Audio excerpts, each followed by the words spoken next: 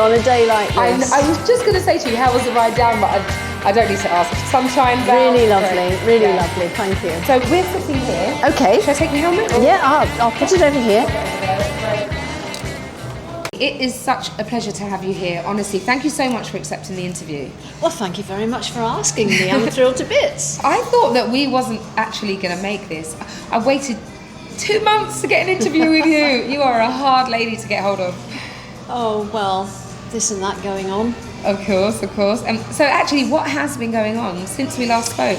Well, I've been trying to make my bike ready for a big road trip that's coming up. Not as big as the original one, but there's a Royal Enfield Owners Club International Rally in Greece at the first weekend in June. And I've had some problems starting my bike, so it's needed a bit of fine-tuning. So that's what I've been doing these last couple of months since I last saw you, is getting information about how best to go about that. And it's now done. So what you're saying is you're going on another road trip? Yes. But this time to Greece? That's right, yes. Wow. A very loose plan is to get the ferry over to France and then ride down through France, over the mountains in Switzerland, into Italy, and then get another ferry to Greece from halfway down Italy. Are you looking forward to it? Oh, yes, I am. It's a long time since I've been anywhere on the bike. It's been a long time. It's funny because actually this is partly what this interview is about. It's about your book, Hit the Road, Jack. Greece is going to be a whiz for you. I mean, you've travelled... Well, you never know what's going to happen. Right, so before we get into the book, and because, you know, I mean, your story is fantastic, honestly. Your book has inspired me. Good. And I would say I'm one of your #1 fans. And yeah, just there's so many nuggets from the book that just, they really appeal to me. Just the kind, thoughtful things that you did for, you know, various people in the book, you know, just very mindful of others, and your book says a lot, but that's for me personally. But before we get into the book, because we're going to unravel it and speak about lots to do with the book, so can I ask you a question? When did motorcycling first start for you? Right, when was the very first time you got on a motorcycle? The very first time I actually rode a motorcycle was in 1976. There was a very hot summer. You're far too young to even thought about it. But 76 was a very hot summer. It went on and on and on. And I had 2 very small daughters who I was trying to keep cool in a paddling pool in the back garden. Wow. And my then husband came home from work and said, "Oh, why don't you have a whiz around the streets on the Honda 70?" And I said, "No, I'm not getting on that thing. Motorbikes are dangerous, oily, dirty, dangerous things. I'm not getting on that." However, eventually he persuaded me to have a go. It was a twist and go, very easy to operate motorbike, and I thought, oh well, all right then. And it was in the days when you could, if you had a car license, you could ride a motorcycle with an L plate. So we rigged something up, and I borrowed his helmet, and off I went. And about 30 minutes later, that was it. I was hooked, and I've had a motorbike almost ever since. And that was in 76? 1976, yes. 1976. Female on a motorcycle in 1976. Let me just think about that. No, it just doesn't correlate. It just doesn't make any sense. I mean, even now, when I think about 1976, even now, women on motorcycles is still a rare thing. I mean, there's more women on motorcycles now, but thank heavens, yes. But there was no clothing then. There was no women's motorbike clothing. I had to buy small men's everything, and everything was too big. And yes, things have changed a lot for the better now. We have such great gear now, and it's not all pink. No, we do. We have a lot. It's not all pink, and it comes in various shapes, sizes. I've got this one piece that I died to get into, and I died to get out of. Never forget it. The first time I got it, I rode it, hot summer's day. It was ridiculously hot. Yes. And I came home and I tried to get out of this leather one-piece suit. Oh my goodness. My goodness. I fought and fought, struggled and struggled. I gave up and sat on the sofa for like a whole hour, watched something, cooled down, and then I managed to get out. I had to wiggle my way out. I felt 25 minutes it took me to get out of that. Oh, and I can believe it. I was so frustrated. I was like, I just wanted to take the scissors to it. But yeah, we've come a long way from that. We've got, Gore-Tex and, Yes. various different ranges and materials. So yeah. Kevlar. Kevlar. It's made such a difference. I know, right? You and your partner, your husband at the time, suggested get on the motorcycle, take it a whiz around the block. That's amazing. Did you even do a bike test at the time? There was no... Oh no, but it was very soon afterwards I did my bike test. That says a lot about you and your character, really. Well, I just loved it. It was so fearless, refreshing. Wow. To be in that hot, sticky summer, to have the breeze in my face was just lovely. Oh, it's so That's nice. what did it for me. Summer and the breeze. Summer without the breeze is a nightmare. But summer with the breeze, it's like, I lift my arms up when I go on the motorcycle and it just flows through. So yeah, definitely. So you and your husband on your motorcycles together, fantastic. How was that journey for the both of you together? Well, we only had the one motorbike, and so he used that little Honda for going to work. We then we went a bit upmarket and got a Honda 125, which was, we shared it, and I went pillion with him until I passed my test. And we gradually progressed up the CC range and went from a CB 200 to a Honda 404, which I wish I still had. And then he lost interest in motorcycling then, but I carried on, and I got a Suzuki 500cc road bike, which I loved. And then the Enfield, of all things. Wow. So, and that's the trip you're doing is for Royal Enfield as well, to Greece? That's right. Wow, so you were a big fan of the Royal Enfield bike? Well, when you spent 23 years with the same bike, I'm very, very fond of it. Reliable? And yes, yeah. Yes, remarkably. It's a single-cylinder four-stroke, very easy to fix, and no electronic bits and pieces. Yeah. You just do a bit of spannering and make do and mend, and off you go again. And you can fix bikes? I wouldn't say all the things, no, but minor things like... The minor things like changing the oil and if a cable snaps, I can replace it. Changing the battery and things like that, That sort of thing, yes. That's great, I love that. That's all you need really, isn't it? Because it is, unless something major goes wrong, which it never has. Exactly, and sometimes it's the battery that dies, so if you can change the battery, I might have had that myself, and I thought, oh my goodness, what am I going to do? And I went for it and I did it, started the engine in it, and the bike started. I was like, oh my goodness. Well done. I could change your battery on. You feel like an ace mechanic, don't you? I do. Being able to change, parts on the bike is quite kind of, it's a peace of mind. Well, I didn't know initially how to do repairs until I had the Enfield. And before I had the Enfield, I didn't even know you had to change the oil on a motorbike. So it was a steep learning curve when I set forth on the Enfield. And did you kind of tinker about and just kind of, because those days you didn't have YouTube, so you can go on YouTube and look at a video. No. So, I mean, where did you get the confidence to do something like that? Well, I was with someone else. When I bought my Enfield, I was in India. Yeah. I'd teamed up with a Dutch motorcyclist whose idea it was to buy the motorbike and travel with him. And he had already learned quite a bit of mechanicking. And so whenever there was something needed doing to either of the bikes, I was there watching, learning, and handing him the tools. It was like going back to my nursing, actually, and being in theatre and handing scalpels instead of, this time it was spanners. That's yes, it was. It has been a learning curve. Yeah. So we're here to discuss obviously your journey. You're an amazing woman, but also hit the road, Jacqui. Thank you. Can we just? I mean, I really am just.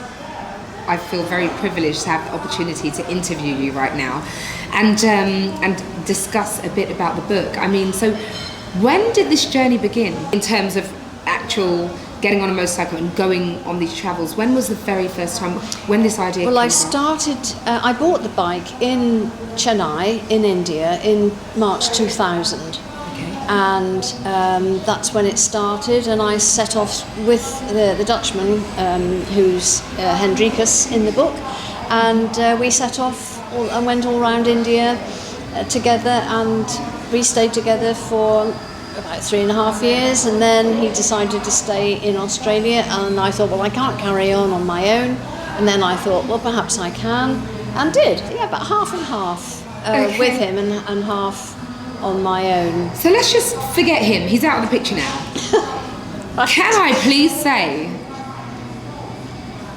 how does a woman just say, actually, I can do it on my own, I'm going to get on this motorcycle from Australia and continue my travels to various places around the world? I mean, can you talk me through that? Well, I was in Malaysia at the time. He wanted to be on his own, so I thought, well, here I am in Malaysia, and I thought, well, I can't manage this bike on my own, and then I thought, well, actually, I'll try.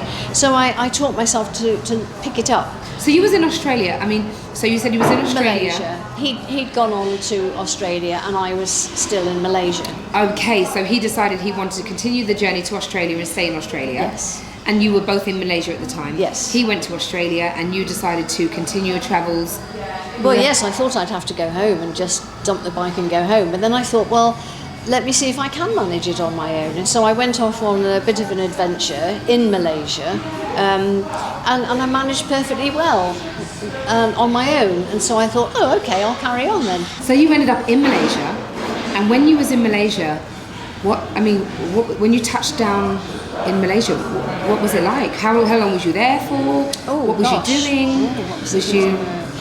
Well, if you can kind of like break it down. Well, we went across the border from Thailand into Malaysia. We were there. I was there a good 6-8 months. We'd met some people on a marina, and I was helping one of them get ready for going to Australia. And he said, oh, would you like to come with me? And I thought, yes, that would be rather nice, sailing to Australia from Malaysia, all through the Indonesian islands. And I thought, oh, that would be absolutely wonderful. And so I helped to get the boat ready. So you just met somebody? Yes. Another person? Another person. How did you meet that person? He was a sailor. Okay. Oh, we met. How did we meet? I think it was an idea that we would sail through Indonesia to Australia. Okay, so before Hendrikus went off, you actually met a person with him. Yes. And you continued the journey with that person. Yes. That's amazing. And you didn't know this person before? No. You just plucked up the courage and you just thought to yourself, throw caution to the wind. That's right. Trust in something that you can't see. Throwing caution and just to the wind. Beautiful. I've been that kind of person. It's just refreshing to see that, to have this conversation with you now, and you have the same mindset. And I think you break through boundaries when you have that mindset. You don't limit yourself. When you limit yourself, you only go so far. When you put limitations on your abilities to succeed and do things, I think that it kind of stops you from progressing. It's like, what if I had have just pushed through the boundary, what would have been, what would I have achieved? Well, I had two choices. I either left the bike there and came home, and that was the end of my trip, or I went on to see what would happen. And I'm very curious. I'm a very curious person, so I thought, well, I'll opt for the second option to see what will happen.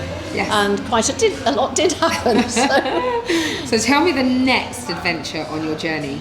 Well, that was quite an adventure, getting on that boat with that skipper. Yeah, because you didn't know who he was really, what he was capable of. No. He may have, thrown you overboard. Oh, he did threaten to throw me overboard. He threatened to cut me up into little pieces and throw me overboard. Oh my goodness. Oh yeah. Jokingly, right? Obviously. No, please don't. Oh my goodness. No, he did. He said nobody would know if I pushed you overboard on the night watch. Oh my goodness. After that. Was that after an argument or something? Well, he blamed me for everything that went wrong. Okay. Quite a lot of things did go wrong. Like we picked up 5 castaways in the Straits of Malacca who'd been dumped there, and so we took them to the nearest land. Which so he blamed you for what went wrong. Everything yes, there were storms. It was unlucky having a woman on board, particularly me. What else went wrong? We were robbed as well. on an Indonesian island. That was my fault. Everything was my fault. So I have to get off the boat. But I was only too pleased to get off the boat. Of course. In Indonesia. And by that time, you had already proved to yourself, actually, I've done everything that I've done up until this leg of the tour. Yes. In fact, bye-bye. And I wish you well. Thank you for having me. I don't know that I was that benevolent, actually, but yes, I did leave as soon as we touched land in Jakarta. And that's fine, and that's the thing. It's sometimes when people can't find reasons for why things happen, it's so much easier to put the blame on something or find something that you can say, this is why this has happened. But really, that's like a mental health state. It's like, what state is your mind in at that moment when these things are happening? Do you have the ability to process what's going on and look at your relationships around you and keep that peace and the balance there? But actually, you decided to escape that. It's too much negativity for me. That's right. Wash my hands off. Bye bye. I'm on my way. That's right. Where did you go next? Well, I got off in Jakarta and was very glad to be back on two wheels and solid ground. Solid ground. Yes. So after that, I rode through Indonesia. But my visa was very short. They don't give you very long, and so I had to rush rather. So rushed through Java, which was just gorgeous, and then from Bali, I island hopped from Bali to Timor, and then into East Timor, and then I flew, and the bike went on a boat to Darwin in Australia. So I met it in Darwin. So you had to make the journey to the bike again. Yes. Tell me about the, you mentioned earlier on the boat, sorry to go back, but the people that you... Well, they were castaways. They'd been promised safe passage from Indonesia to Malaysia. Yes. And they had paid for the trip, and they'd just been dumped overboard. They'd had their money taken from them and just been dumped overboard. And then we saw them floating about in the water. And in a big ocean. Oh, it was the Straits of Malacca. You can't see land. Oh my goodness! Either side, although it is it's a strait, so there is land on either side. But so they've just been dumped there. They'd been there for about 2 or 3 days, and in the water. When your fingers go all funny in the wrinkly. bath. Yes. Well, that's what had happened to them. They were just... So they were in the water? They were clinging to bits and pieces of polystyrene, bits of wood, jerry cans. Oh my goodness. They've been like that for ages. So we picked them up. That's amazing. How lovely of you. Well, we couldn't very well leave them there. It was the skipper's decision, because the skipper always has the last say. Of course. And so yes. But a little nudge from you maybe? I wouldn't have let him leave them there. Oh, that's so beautiful. There were these 5 blokes in the water. You couldn't just sail past them, could you? Well, I can't say that there isn't anybody in the world that would have done something like that. So for me, I am that kind of person. If I see somebody who's in need or somebody that needs something, I am that empathetic, compassionate person to say, stop. I mean, I stop people in the street. If I see someone on the phone having a good old cry down the phone, I have to kind of just walk up to them and say, are you okay? Can I have a hug? And I've done that so many times, and I've had people just slump on my shoulder and cry, and I'm like, oh my goodness. I'm not claiming that I'm like a Mother Teresa, but I think that it takes a certain type of person to be able to do what you did and to have the heart to do that. I think that the world needs more people like you. The world needs more hugs, definitely. Doesn't it? The world needs more hugs, 100%. Yeah. So, and also, I know there was another little adventure that you had. You broke a bone. Oh yes, more and than you one. got taken in yourself by some other. I was going to say more than me doing other people wonderful favours. I've had people be so kind to me. I broke my leg in Pakistan. And on the bike? On the bike, right. And was taken to hospital. I was flown to hospital, and I think it was the hospital social worker asked me what was I going to do after when I was discharged, and I said, well, Henriques and I had decided that we would go to a hotel on a ground floor, a room, and he said, oh no, you're coming home with us. And so the whole family came in and took us in, and they changed their squat toilet to a sit-down toilet, especially for me. Hold on a minute. Let's just break this down because I can't fathom what's going on right now. So, you was in hospital. You were injured, and when you were injured, you needed to be taken care of. And who is it that took you into their home and took care of you? You knew them? You knew these people? We'd already met these people, and we'd met them in another town, and they'd happened to say, well, if you're ever passing by again, please pop by for a cup of tea. Okay. And so Henrika said, Jacqui's broken her leg, and they said, well, come and stay with us. They told you to come and stay? Just like that. Just like that, Insisted. to come and live in their home? Insisted. And how long was you there for? Must have been 2 months before we moved out and we did then go into a hotel. So you was in complete strangers really, but the kindness of complete strangers for 2 months in their home. Absolutely. And they changed the toilet they had into another toilet especially for you. Especially for me, yes. And so what was the toilet that they initially had? It was an Asian squat toilet. An Asian squat? Basically on the ground? On the ground. Whole, yeah. So I would have to really, difficult for me to get to use. Yeah. And so they got a European sit-down toilet for me. And they're so kind, and they wouldn't take any money. They didn't take any money from you? Nothing at all. They refused. Oh, they like cakes. You offered, didn't you? Oh yeah. Of course you did, because that's what you do. But and they just said no. No, but they did like cakes. They liked cakes. So we bought them lots of cakes. You bought them lots of cakes. Oh my goodness! I wish I could. I speak for the world when I say I wish we could just pay for things with cakes. Bartering system. Bartering system, because that's flour, eggs, milk, water, sugar, and that's it, right? And then that's wonderful. There was a time where a lady took you in, where you was sheltering from the rain. I saw that in the book. Yes, that's happened quite a few times, but on this particular occasion, I was in Mexico and I'd gone to see some lakes, and it had started to rain really heavily. I was there at the wrong time of the year to see the lakes anyway, but I sheltered under the eaves of a pretty basic house, and as I was sheltering there, waiting for the rain to stop, the door opened and a lady came out, and she was dressed in traditional clothes for that area in Mexico, which was exciting enough. And then she asked me, she beckoned. I didn't speak her language because they weren't speaking Spanish there. They spoke their own language. Oh, wow. So she beckoned me in, and then her husband came out and wheeled my bike in. And into the house? Into the house, and that's where I was to stay that night.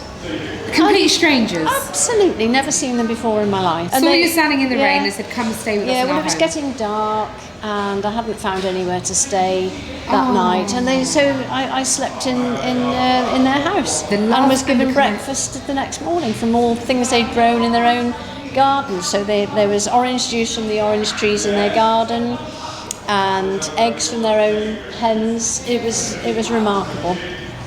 So that just proves that there's love in this world. Oh my goodness, yes. And we just have to trust and have faith in love. You've hit the nail on the head there. I learned to trust whilst I was travelling, and I just knew that everything would work out well. Even when I found myself in a disastrous situation, I thought, this will work out all right. And I learned to trust people. People are immensely kind. Yeah. All over the world. 100%. I think that when I have experienced times where I needed saving at various times in my life, when I was younger, it was me just not knowing, but knowing that something was going to work out from this unknowing place within me, if that makes sense. Yes. And I just believed that something was going to happen. And it did. It's wonderful, isn't it? Yeah, it's having belief, having the faith, and then watching it unfold. The very thing that you're putting out there, the thoughts that you're putting out there. And there was another story about the Virgin Mary. Oh, I was in Mexico. I'd just come across the border from Guatemala, and I was looking for somewhere to stay, and I rolled into this little village, which I thought, well, they probably won't have a hotel, but I asked for a hotel, and there was a lot of discussion. Somebody pointed me in the direction of somebody's house, And a lady came to the door, and I said, the universal, have you got anywhere to sleep? And she said, yes, you can sleep on the couch. And so I slept on the couch and moved in for the night. And the little granddaughter was there. I think it was a whole family living in the same house. And she took me by the hand and she said, I want to show you the village miracle. The village miracle? The village miracle. And I thought, well, what's this going to be? So she took me along to a building, and on the side of the wall, I could see that there was a gutter that had broken halfway along the wall, and there was a water stain on the wall, and to my eyes it was just a water stain on the wall. Yeah. But to the villagers, who were Catholic, very, very religious people, it was the Virgin Mary, and it did look like a woman wearing a lovely gown, because the water had gone like that, and it did look like it could be the Virgin Mary. So that was their miracle. So you could actually see, when you look at the stain, that it could be a Virgin Mary? Yes, it had. So you could see where they got that? Yeah, absolutely. And I was very humbled by that experience, because I'd just come from seeing the cave divers in Acapulco, and I saw them afterwards, of course, because I'd just come into Mexico. I saw the cave divers in Acapulco, and when I was writing the book, and I was thinking, which of those events had the most significance for me? And it was the little girl taking me to see the village miracle. It makes me want to well up. It was so profound for them. And for them to have shown that act of kindness to you, absolutely, inviting you in their home, and then they showing you the miracle. And feeding me. You kind of knew where that came from then. It's like... It was goodness. It was love and goodness and acceptance. Yes. I mean, I was a stranger rolling up on a funny old motorbike. They'd never seen anything like it in their life. And then next thing I know, I'm invited to stay with somebody and share their food. Oh, but this happened to me over and over again, as I'm sure does other motorcycle travellers will tell you exactly the same story. I was here actually at the Ace Cafe, so we're here at the Ace Cafe doing this interview, and so Mark, I call him Uncle Mark. He's a very good friend of mine. He's the owner of the Ace Cafe. Oh, yes. He's one of the owners, I think. The other day I rolled up and I had my back tyre wasn't feeling so right. I was like, what's wrong with it? Anyway, there was a nail in it, and everybody grouped together to fix this, pulled the nail out, unscrewed the nail from the tyre, plugged it, pumped it. Like, I just thought, really? Wow. Isn't that marvellous? It was just lovely, and they didn't expect it. It's like, bikes really bring us together. We are family, aren't we? Absolutely. Something about motorbikes that bring people together and make people smile. And what do you think about Rider Freedom, so the organisation? I think it's a fantastic idea. I wish you all the best with it. Thank you so much. I really do. It's a lovely idea, because you do feel so free when you're on a motorbike. You do. It's you and the open road. And so Rider Freedom is all about, the kindness, giving, supporting people in their time of need. And so, your book, just very quickly, because we're going to close now, I'm a huge fan of your book. Oh, thank you very much. I really am. Can you tell the viewers where they can find this book? Yes, it's called Hit the Road, Jack. 7 years, 20 countries, no plan. It's available from Amazon, Kindle, Audible, or you can look at my website, www.JacquiFurneaux.com, and I'll send you a copy. I'll sign it if you like. Lovely. Oh wow, did you hear that? So she'll send you, not only send you a copy, she'll sign it. So we'll put the details on the screen, so if any of you want to go out, I recommend buying this book. Your book is a huge encouragement to me. Oh, thank you. That's what I wrote it for. Jacqui Furneaux from me and the team at Rider Freedom, thank you so much, and all the best at Greece. It's a pleasure meeting you. Thank you. Thanks, Naran. You're welcome. The details are going to be at the bottom of the screen, so if any of you choose to purchase the book, you've got everything there. Thank you for watching, and we'll see you soon. Bye-bye.